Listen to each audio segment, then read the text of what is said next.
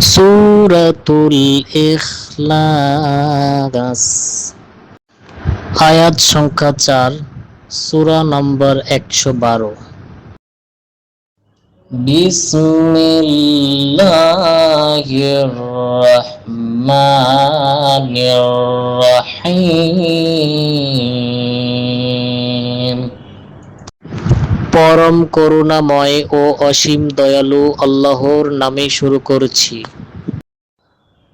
কুল হুয়াল্লাহু আহাদ।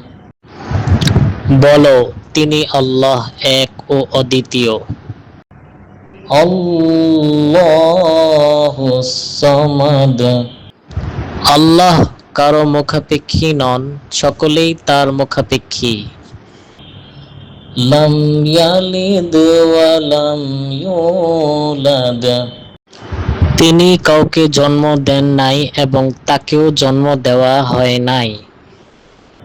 ওয়া লাম ইয়াকুল লাহু কুফুয়ান আহাদ।